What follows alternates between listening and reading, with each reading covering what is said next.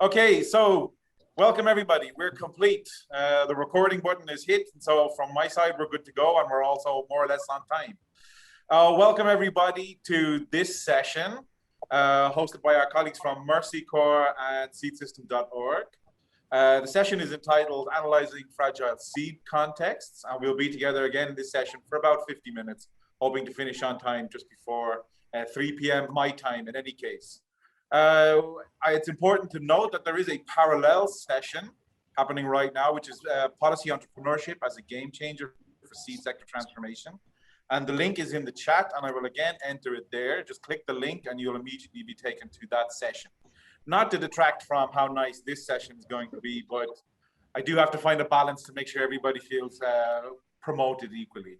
In any case, that's enough from me. I'm going to hand over now to Andrea, who's going to introduce the session for us and get us going for our presentations and discussion. So Andrea, welcome. Over to you, and a reminder to unmute. Great, thanks so much, James. Thanks for inviting us to present today. Just to introduce the people that we have lined up for today. So in a few moments, I'm going to hand over to Wilfred Uko, who's the Program Advisor for GSST Africa Topic Leads 1 and 2. And he's going to be joined by Ted Holmquist, who's also the Senior Advisor for Peace and Conflict at Mercy Corps. And then after a short presentation from them, we'll have some reflections from our panel today. I'm really pleased to have Louise Sperling join us today, who's the Research Director at seedsystems.org. We also have Joseph Ubek, who is the Innovation Fund Manager for the Rural Resilience Activity at Mercy Corps based in Nigeria, and Laki Gideon, who's the Country Monitoring, Evaluation and Learning Manager for Mercy Corps based out in South Sudan.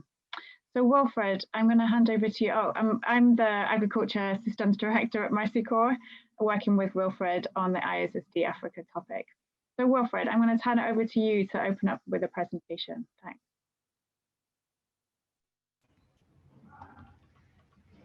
Great, thanks Andrea for that wonderful introduction. And I will go straight to what we are up to today. And my mission is to share the agenda with all of us. We'll be doing a bit of introductions, which has been done. We'll then move to overview of topic 1, and then we'll give an overview of context analysis tool, and then we'll have a discussion with our panelists. Next slide, please. Yes, so like I mentioned, Mercy Corps is leading 2 of the 8 GSST Africa topics, and these 2 topics, topic 1 has to do with developing the seed sector in fragile states, which is the focus of this session today.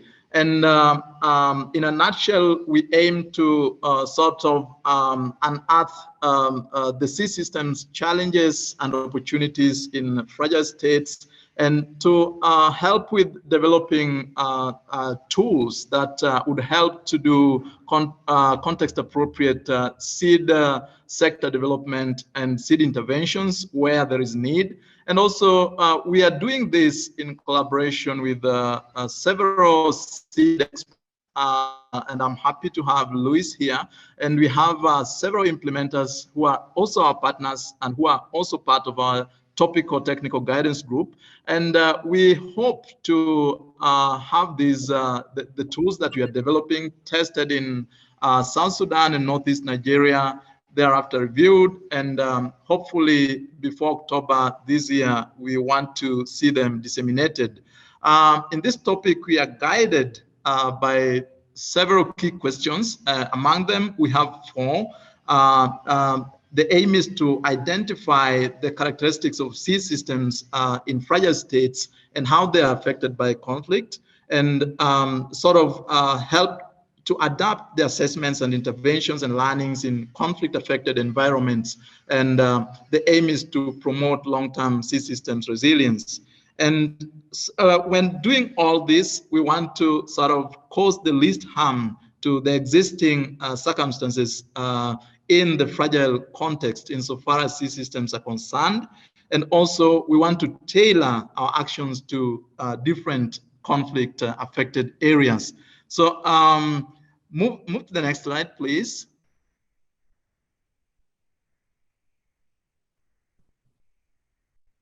Yes, so one of the tools that we want to zoom in on today and for this session is the context analysis tool. And this has been born on the need to sort of understand the differences between fragile states and stable states, and more so with a focus on the functioning of seed systems in these fragile states. And we think that it is important for seed systems actors and implementation agencies to understand these circumstances and to figure out how best interventions can be tailored to be context appropriate. And the aim of the whole of this is to ensure that we have improved seed systems through implementation of context appropriate interventions. And the CAT has shortened aims to sort of help quickly understand seed systems circumstances and identify which ideal entry points for interventions, and also to sort of have a focus on seed systems resilience. And more importantly, we are keen to identify opportunities, if there are, to jointly improve seed systems and conflict situations. Next slide, please. And so while developing this tool, we went through a series of processes, and one of them was to sort of try to review the seed sector development in fragile states, and we focused on Northeast Nigeria, South Sudan. We looked a bit into Syria and several other states that we thought would provide key information to feed into the need for a context analysis tool. And we also made attempts to review seed systems assessments done globally, and to the aim was to basically understand the extent to which context analysis is embedded in seed systems assessments. But we also held discussions with our key partners in the fragile states, and I'm happy to have Joseph here and Lucky here. And then we settled down to draft the tool, which currently is in draft form. We have reviewed it with our technical guidance group, and we are having feedback on this tool in July. That is out of this conference, and we hope to do fast testing probably in South Sudan around August, and to finalize the tool around September. Next slide, please. So within the context analysis tool, we have a draft methodology that we have come out with to sort of define solid steps that we would follow while doing a context analysis. And we have 5 steps. The first step has to do with sort of looking at the current status of seed systems, and then going into identification of conflict typologies and prioritizing main conflicts, and then assessing the links between the main conflicts and seed systems, and identifying opportunities to jointly improve seed systems and conflict situation, and then finally drawing a plan that would ensure that whatever action is being taken insofar as seed intervention is concerned, if that is warranted, then it is done with the least harm possible. Next slide, please. So while looking at seed system assessments, and after this slide, of course, I will bring in our colleague Ted to sort of give us the conflict perspective of it in step 2 to step 4. But I just wanted to mention that here we have designed the tool to sort of capture information that would help us to understand what is happening with the seed systems. And we are recommending adoption of the seed system security assessment tools that are already well advanced, widely used, and very, very, very comprehensive in nature. But we think this can be adapted based on context. But looking at the tools, we do recommend that anybody who wants to do a context analysis should borrow a lot from these tools. We have individual household interviews, we have FGDs, we have key informant interviews, and we have seed market analysis, which all would provide very comprehensive and detailed information about seed systems functioning. And also, we are including in this context analysis tool two sets or assessment formats. We want to sort of include a remote assessment format and in-field assessment format, just to help, because in some instances we have active conflict areas where we may not be able to assess through in-person interviews. So we want to sort of have a softer landing for assessors who may want to do the assessment in those active conflict areas. Now, I would then hand it over to Ted. Ted, please, could you take us through the next slide?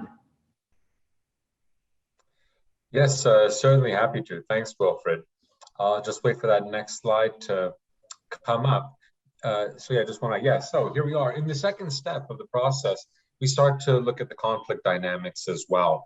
And I think the key distinction that you'll see here that's part of the tool is between the questions we'll be asking and the questions that we want answers to but may not ask directly. And the reason we have this distinction is quite important. And that is that if you look first at the questions that we want the answers to, I mean, we want to know what essentially are the different conflicts that people are facing. What is the nature of those conflicts? What are the causes of those conflicts? Who are the people involved? Who are the actors involved in those conflicts? And these are very sensitive questions to just come out and ask very directly. So therefore, the tool also has another set of questions for the facilitator of either focus groups or interviews that try and get at this a little bit more indirectly. And there's no kind of sinister reason behind this, of course. The reason we do that is because we want to build up some kind of level of trust with people we're speaking to for the first time, and ask them more open-ended questions, so that first of all, we don't kind of direct their question in one way or another based on any assumptions we may have about the conflict dynamic. And also, it gives people the space to kind of answer questions around sensitive issues the way they want to, and maybe not go into certain elements that they think are a little too, that are somewhat risky for them to start talking about openly, or that they don't feel comfortable speaking about so openly. So just to give you one example, one of those kinds of open-ended questions you may ask is simply to ask people, how do you see the future in your area? And if it's an area that we know has been very affected by conflict, we assume that much of what they say will start to answer some of those questions about what kind of conflicts are taking place and who is involved in those conflicts, etc. So that's a key part in this step too. If we move to the next slide, please, you'll see that we start to then look at the link between the conflict and the seed systems. So essentially, what is the effect of the conflict on the seed system? What has been the impact on human capital from that conflict on the seed system? And also just kind of looking at the overlapping in terms of who are the key actors in the seed system, who may also be key stakeholders in the conflict in one way or another and have a role to play there.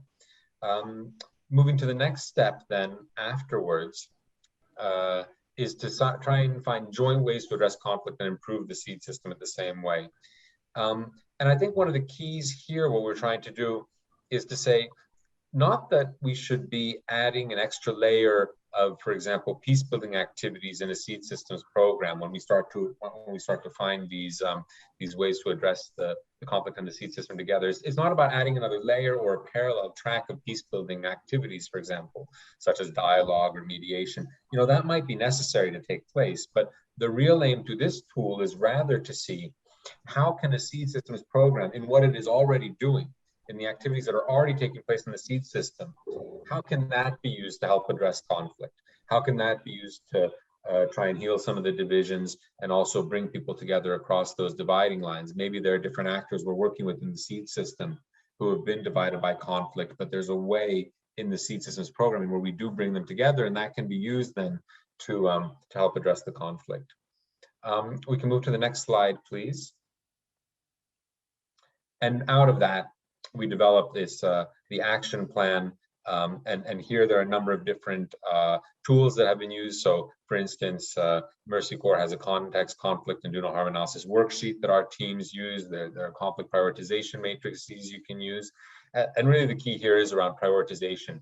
It's about, first of all, trying to see what are those key conflicts. We can't address everything necessarily, but are there key conflict issues that we need to be careful about in the work we're doing? And also just where do we think there are the greatest opportunities to strengthen some of the local capacities for peace, and try and bring people together across dividing lines to build peace. And so where are our best opportunities for that within the seed systems programming we're doing? So yeah, I'll leave it there. Hand back to Wilfred. Thanks a lot, Ted. That was beautiful. Now, I think with that, I pass it on to Andrea to sort of usher us into the panel discussion. So Andrea, over to you. Thanks, Wilfred.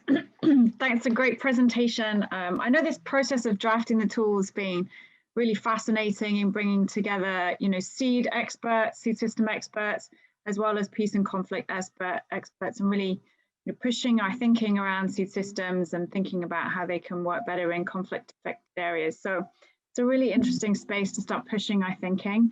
I'd like to turn now to the panelists to add their experience to this discussion before moving into some questions from the audience. So again, please post your questions as we work through, and we can come back to those in a few moments.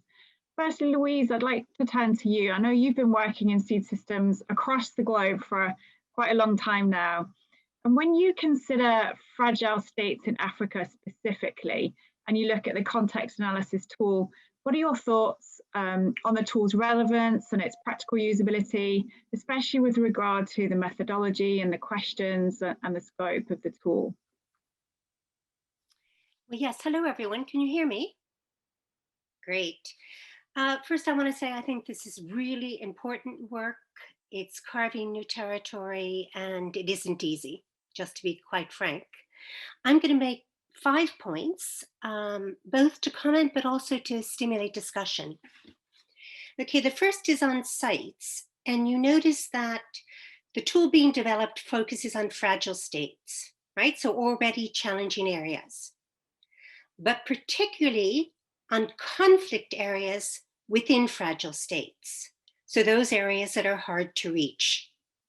So the first thing I want to signal is that Mercy Corps with this tool seems to be homing in on what might be the most ambitious area anywhere for seed system development.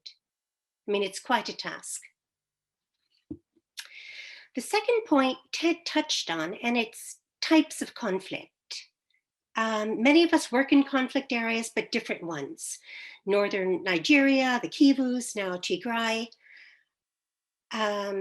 South Sudan. In terms of usability, the practical usability of this tool will depend on whether it can differentiate among conflict contexts. You know, one conflict's not like another. Can the tool identify the big seed system characteristics that allow seed systems to flourish and function in conflict periods? If it can, it will be a real leap forward. And then I have a question to the audience. Has anyone done serious work characterizing conflicts in relation to seed? You know, please please share with us. The third point I want to make is this point I want to make that has to do with scope. And if you look at the context tool, it's aiming for two really complementary goals, but which are a bit different. It wants to strengthen seed systems in conflict areas, so really practical. But it also wants to link seed system development directly to peace building.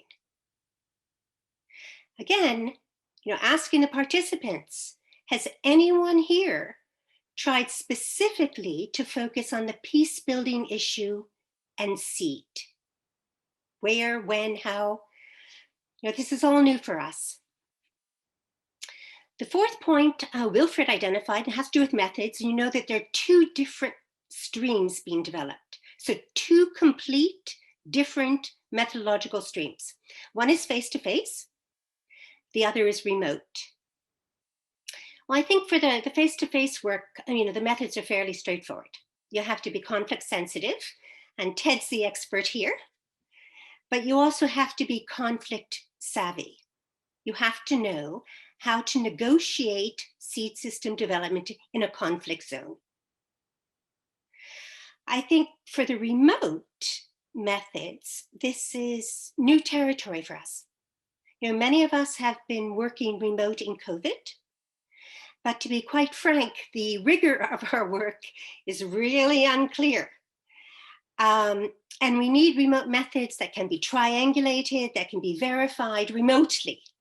And I really hope that Mercy Corps and partners in ISSD focus particularly on moving the remote forward, because I think it's going to become more of the norm in the future. And then my last point, and I hope there are not too many, on vision. The vision forward here has to be driven by clients' vision, by farmers. And farmers in conflict zones also have aspirations. Maybe they want seed systems for nutrition, maybe they want fast income, maybe they want resilience. And this tool, even in conflict zones, has to be able to chart the features that lead to these different goals. Because if we can meet farmers' goals in conflict zones, we will have very high impact. So that's all I had to say. The tool is at really an exciting initial stage. It's going to be a really busy few months. But what Mercy Corps is doing is ambitious, very difficult, but really needed. Those are my comments. Thanks. Thanks, Louise. Some great insights there. And as Louise mentioned, a few questions there. If you've done any characterizing of conflicts related to seed, or post any of that in the chat as we work along. Okay, so I'd like to now move us into specific country challenges now, just drawing on some of our experience of some of our colleagues that have been involved in these discussions. So Laki, I'd like to ask you, drawing on your knowledge of the local context, how do you think conflict dynamics really affect seed systems in South Sudan where you are? And do you think it's absolutely necessary for programs to have this contextual understanding before they start to implement seed interventions? Thank you, Andrea. For now, I'm going to switch off my video because our internet is getting very weak, so I have to go only on audio. I hope everyone is okay with that. Great, thanks, okay. Laki. Starting with whether it's necessary or important for us to understand the context before implementing or doing an intervention on seeds. To me, yes, it's very important for one to understand the local context. This gives you a clear knowledge on the gaps that exist within the seed system and how you can strengthen the system itself through information that you can collect on the social, political, and economical aspect of how the seed business or the seed system is being run around. So having that full knowledge of those aspects of the social, political in terms of seed policies, taxes, and the local practices around the areas This gives you a very clear understanding so that you can easily now implement or come up with a strategy to intervene in these locations. Well, some of the impact of conflict on seed system, as you see, conflict affect the population in terms of, first of all, the displacement itself.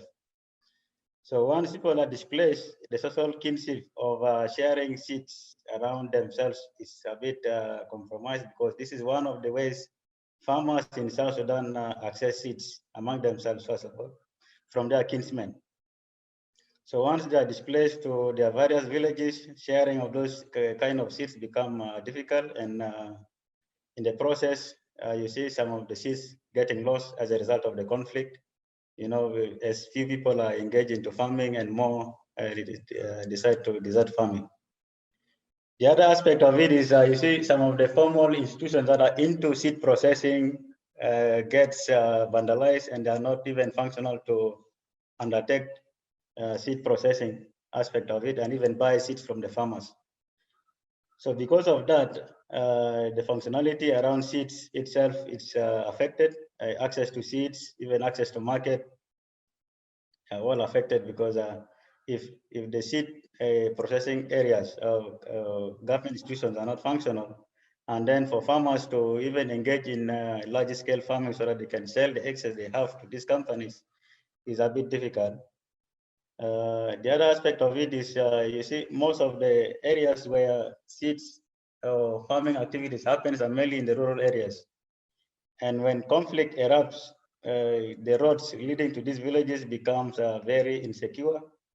There are a lot of attacks on the road, you know, like in 2019 and 20, one of our cars that was taking supplies to the field got burned on the way as a result of delivering some supplies. So these are some of the things that happen on day-to-day activity basis as we implement activities in these locations. So farmers themselves, because of this kind of attacks, movement is very difficult, constrained, and access even to the seeds becomes an issue. Even for companies that want to engage in this kind of business, also have to protect their income or their capital instead of being in investment in this kind of areas. They have that fear now not to move into these areas because of that aspect. Another thing is, you see, these facilities that have been set up by government for seed processing, like one in Yei, has been completely destroyed. So you have to start again from scratch. It happened during the 1986 to 2005 conflict. It was not functional until the CPA came, it was revived. Again, it has gone down. So these dynamics continue to happen, that as conflict erupts, these facilities are destroyed. Again, you have to get some funds to revive the same facility. So it affects again the flow of seeds in these locations, and even the market for seeds in those locations. Yes, as I mentioned earlier, you see, as conflict happens, farmers did mention that they even lost some of the varieties of seeds that they used to cultivate. Because people are moving to areas where these seeds cannot survive in those areas. We were having one of the assessment under the RIPRO program for FAO, and this came out very clearly that in Mundri, where we are currently running a program, there are 2 varieties of sorghum that has completely disappeared, and they attribute it to conflict. Because these seeds require a lot of attention, these sorghum varieties requires a lot of attention, and because they are prone to birds, and when people are not able to make noise so that you can scare them off, and as a result, if people abandon farming this kind of thing because of people fear to make noise, you are attracting enemies to your location. So those are some of the things that are happening in our locations. Yes, conflict also has got another aspect of positive aspect, like adoption of new varieties that are introduced during the conflict time because of these short-yielding varieties. One of it is now like a sorghum variety that was introduced during the conflict time in South Sudan. And they said it's very nice because it's very short. You're able to grow within the shortest time and harvest, and then you can run away with it instead of growing the longer varieties that people are used to. So conflict again has got some positive aspect, but yes, there are a lot of negative aspects associated to with the seeds system. Yes, again, you see, farmers need to acquire seeds from the market, and now because of this conflict, they have lost their source of livelihood, and they're not even able to buy seeds from the markets if they want to. And for those who have lost completely, so that has affected their level of income because they are not able to engage themselves in any income generating activity due to the conflict that has constrained them in some specific locations that you cannot move from village A to village B for that case. Wherever you have run to, you'll have to remain there until the security situation is okay, and then you can move out of your comfort zone to start moving and look for markets. So those are some of the things that are happening in our areas that are affected by conflict. And we just wish that this comes to an end so that people start a normal life and start farming in a normal scale that they used to do before. Thank you. Thanks, Lucky. You just painted a real true picture of what it's like dealing in seed systems in these environments and how things change, constantly changing. We have to adapt as well, which I think is another key component to think about when we're working in seed systems in these environments. Also interesting, I think that you mentioned the potential opportunities to build on that availability of local seed varieties as something, as an alternative area than where we tend to focus, I think, sometimes in our seed programming. And I know there was a couple of questions for you, Lucky, but I'm going to move on to Joseph just to provide some background, and then I'll come back and ask you some questions. Yeah. So Joseph, just building on what Lucky was saying, I know you've got a significant amount of experience implementing programs in Nigeria. Given the volatility, particularly in Northeast Nigeria, do you see there being opportunities for programs to prioritize seed interventions as a way to complement peace building efforts? Okay, thank you very much, Andrea, for the question. And yes, our work in Northeast Nigeria basically suggests that there are significant opportunities for programs to prioritize system interventions to complement peace building efforts, especially interventions that tend to focus on building social cohesion and trust within groups, and especially interventions that also create for empowerment of marginalized and vulnerable groups, particularly young people who oftentimes are major stakeholders in the conflict system within Northeast Nigeria.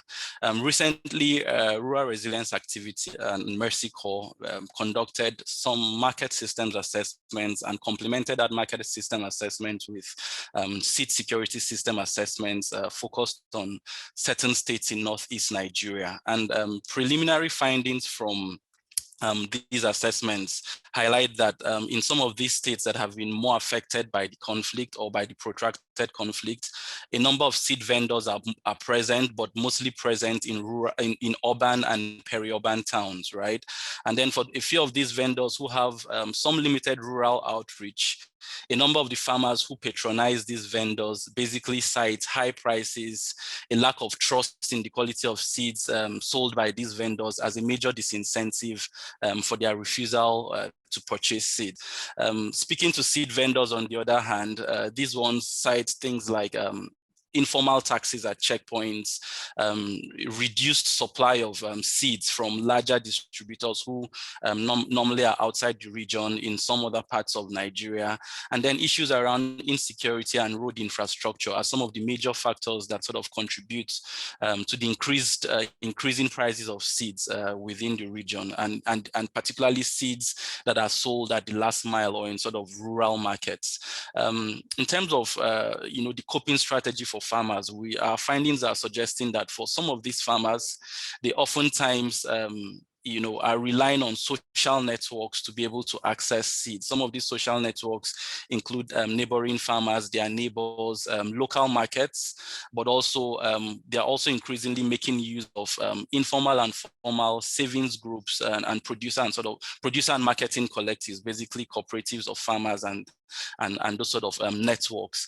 And meanwhile, some of these networks were so organically developed. They came together, I mean, by virtue of the conflict and other factors, but some came on by virtue of the support from donor-funded projects or programs. But most of these networks oftentimes institutionally are very weak, right? And so within Mercy Corps and Nigeria, especially our work in North Nigeria, we have identified 3 major opportunities where we can prioritize seed system interventions as a way of promoting peace building or complementing peace building efforts. And the opportunity is really around community-based interventions that promote social cohesion and trust within the networks we have identified. So networks of farmers, I talked about informal networks of farmer collectives, producer collectives, marketing collectives, and even informal savings groups, right? Trying to look for ways to increase social cohesion and trust within these networks while ensuring that there's an environment for dialogue and dispute resolution, complemented is one opportunity we see in terms of programming. Another opportunity lies in building governance capacities of these groups we talked about, these informal networks, these social groups, basically building their governance capacities for them to be able to better deliver equitable services for their members, deliver seed products and related services for their members, and while doing this, these associations are more or less able to build some level of legitimacy and trust in state institutions, right? And last but not the least is, focusing on private sector development and engagement within the seed market, because we see this as a major entry point for with potentials for youth employment and entrepreneurship, right? By integrating peace building efforts into private sector development. An example is basically working with young people and ex-combatants to earn incomes, for example, as village promoters of seeds for some of the larger distributors or lead firms who are involved in seed production. So basically creating these opportunities for them to earn a bit of decent income providing these services. Broadly speaking, these are some of the emerging opportunities we're seeing in Northeast Nigeria, particularly around the regions, around the states we work in Northeast Nigeria. And thank you for listening. Over. Thanks, Joseph. And it's interesting that you mentioned the youth. There's actually a question in the chat that says, do you see opportunities for youth employment in the seed sector? Youth are often regarded as a necessary component to peace building endeavors, but does the seed sector offer sufficient employment opportunities for this to be viable? I know you just touched on that a little bit in what you just said. I wonder if you wanted to extend a little bit more in answering that question. Thank you, Andrea. Yeah, so like I mentioned, we're seeing a number of emerging opportunities, especially as it relates to private sector and development. So I mentioned earlier that within these regions, there's a shortage of formal seed supply chains, right? Especially in the regions that are more affected by conflict. And so we're beginning to see opportunities to integrate young people or basically into supply chains, basically building these supply chains that have been disrupted by conflict. Most of the big companies or seed producers within and outside the region, oftentimes in the urban towns, but we're seeing opportunities to create last mile distribution models where young people sort of incomes by providing seed-related products and services. Some of these services could even be things around extension services. Within our livestock portfolio of interventions also, we're beginning to see emerging opportunities for commercial seed and fodder enterprises, basically, that sort of, speak to a livestock sort of portfolio of interventions, but basically working with young people to develop seed enterprises that sort of speak to the fodder market for livestock interventions. And this is also why I mentioned the livestock bit is also contributing a lot of the challenges we're facing in Northeast Nigeria around the conflict between farmers and herdsmen due to pressure on natural resources. So these are some of the emerging opportunities. Like I said, we just conducted these assessments. We're still more or less analyzing the data, cleaning it up and all. So, but these are some of the things we're seeing. Yeah, thank you. That's great. Thanks so much, Joseph. Lucky, I know you had some internet issues, I don't know if you can hear me, but there was a question for you too. I know you touched on the availability of local seeds. Do you know if there are any formal seed companies that have been able to function throughout the conflict in South Sudan? Do you know of any that have continued, or has it been really a focus on local seeds? Yeah, thank you so much. Yeah, in Juba, there are seed companies that are mainly into supplying, I would say, the NGOs that are working in the country. But being engaged actively in seed production and buying of seed of produce, farm produce from farmers, no, I would say no. But yes, they're actively into supplying of seeds, importing from Uganda, from Kenya, and supplying FAO, supplying Mexico, supplying all the agencies, just in case for those agencies that need some seeds, yes. Great, but before Lucky. the conflict, there were some that were into seed production, like Greenbelt was in Yei, but as a result of conflict, they had to shut down their business, seed production unit in Yei. Great, thanks, Lucky. Yeah, often isn't it the case that the formal seed system is really affected often more than some of the local seed systems. So that's super interesting. Thanks, Lucky. I think I had a question maybe for you, Ted. So this question was, does the use of the tool itself in the field, insofar as it's been feasible, contribute to building bridges? I think right now what we're doing is drafting the tool and it will be tested in the field. So it's going to be interesting to see how that plays out. But I think a question here that's relevant though is could it be, and does it bring different interested parties together? So I think, Ted, is there an opportunity to use this tool to really bring different parties together? Yeah, I would say that's the major aim. I mean, as you said, the tool, you know, it's just recently been developed, so we're still in that early testing phase. But part of the logic behind it is to really look at bridge building, and that's part of, I think, a wider emphasis in terms of conflict sensitivity that sometimes is overlooked. I think that sometimes we hear about conflict sensitivity, we hear about do no harm, and we assume that the focus is on, rightfully, how do you avoid doing harm? How do you look at the risks and mitigate those risks and make sure you're not making things worse? And that is very important to do. But I think that if you get stuck on that logic, you can quickly get overwhelmed and say, well, in a very complicated conflict situation that's been going on for a long time, it's hard to be careful about every single thing and constantly be thinking about all the potential problems you could face. So while you need to be careful about risk, the aim here is to move to that other emphasis, which is around saying, how can you actually make things better? Where is there an opportunity to connect people? You know, for instance, in the seed system, are there groups who have been in conflict system, and to focus on that more? And if you do that, it might feel more achievable, and you might actually be able to see the results more clearly when you are having a positive impact on some fractured relationships. So absolutely, the focus of the tool is very much in the area where the colleague who posed the question suggested it may be. That's great, thanks, Ted. A tricky question here, maybe Louise, I'm not sure if you can answer this one, but the fact that farmers are denied using their farm-safe seed is conflict in itself. And how do we mainstream this kind of conflict in our work on seeds? So the seeds are available, but the farmers are criminalized if they use them. And this has resulted in riots in several countries. And so is this not conflicting in itself? But I don't know if you wanted to speak to that at all, Louise. Sure, it's a very provocative question. I mean, let's be frank, in conflict areas, 95% of the seed that farmers use is local seed. South Sudan, it's 99% is local seed, except for what the NGOs bring in. So it would be very hard to regulate non-use of local seed in conflict areas. So I know exactly where the question's coming from. Probably more appropriate to areas where the formal seed sector is really well developed.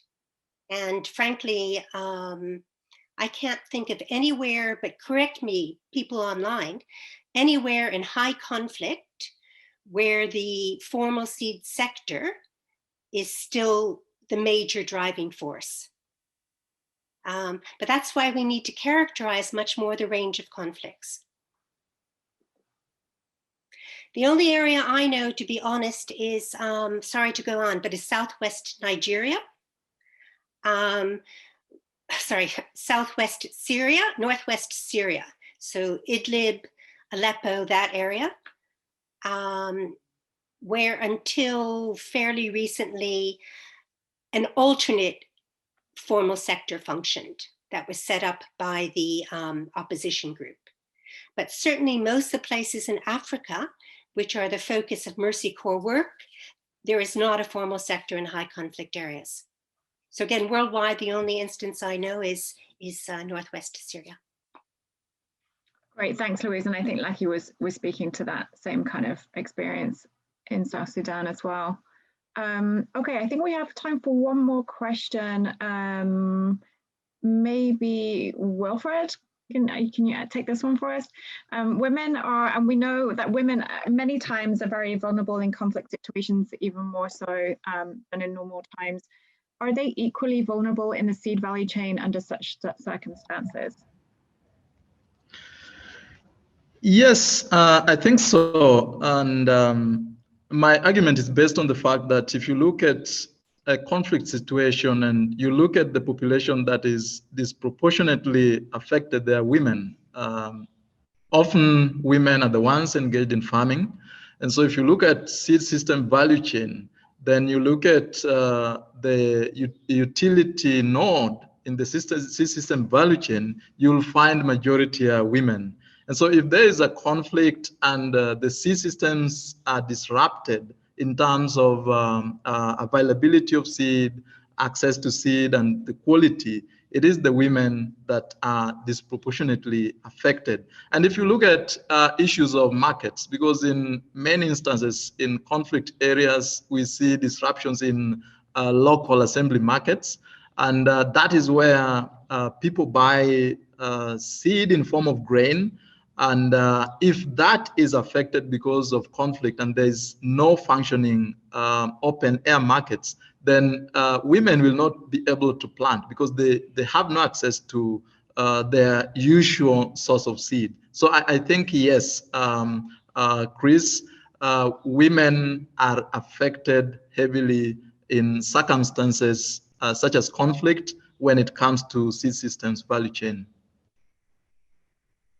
Andrea, can I add a thought? Absolutely, Can you hear me? Louise. You know, listening to this panel, and I don't know all of you, it really occurred to me that our challenge is even harder than I thought it was. Because in conflict areas, we've had unending humanitarian aid. So somewhere like South Sudan, Lucky, we've had aid since 2006, all the time.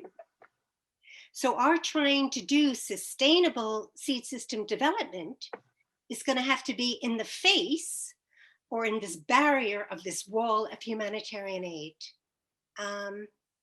Just a thought. Yeah, you're absolutely right, Louise. And I think that's a challenge. I know Joseph's nodding his head there, that we face even with some of our Mercy Corps MSD market systems development program, when those kinds of things, you're trying to balance this all the time is tricky. And it requires people to come together as well and have similar ways of working. So I think that's a really great point, Louise. I know we're at time, so I just wanted to, I think I really like how this tool is pushing us to think about seed systems in these contexts and understanding how conflict interacts with seed systems, ensuring we don't cause further harm, and then in some cases looking where we can really engage in peace building efforts through our intervention. So as Louise, you mentioned earlier on, it's such a tricky space, but it's really needed and a fascinating space to work in. So as we close, I just wanted to note that the tool will be drafted by August, ready for testing, and then looking to be finalized by September, October. So if you'd like to provide feedback or are interested in testing the tool, then please reach out to Wilfred via email. He's just put his email in the chat, and Wilfred, maybe you could just put it there again as well. So just left me to say a huge thank you to Wilfred, Ted, Louise, Laki, Joseph, joining us from all over the globe. Thanks for your great insights today, and for you all for your great questions. Feel free to reach out and connect in further to this discussion. Thanks so much, everybody, for joining. James, back to you. Lovely. Thanks very much, Andrea. And thank you indeed to everybody for being here and contributing so much. A really inspiring discussion and a great call to action. And I think everybody will really warmly welcome this tool when it becomes available and we can all use it in our work. A final big thanks to everyone for your contributions to this session. Thanks also again to the comments in the audience. Remember to please keep the discussion going. You can jump over to the Padlet share space we have made available. You'll also find there a call from Wilfred and Andrea. Please go over, you'll see the documents there. And yeah, get in touch, and you see Wilfred's contacts there. Also, stay close to the ISSD Africa website for more on this topic, fragile states that Mercy Corps coordinates. Thank you very much to everybody. Now we'll talk about what's happening next. Again, to those of you in the audience, you have a choice to make.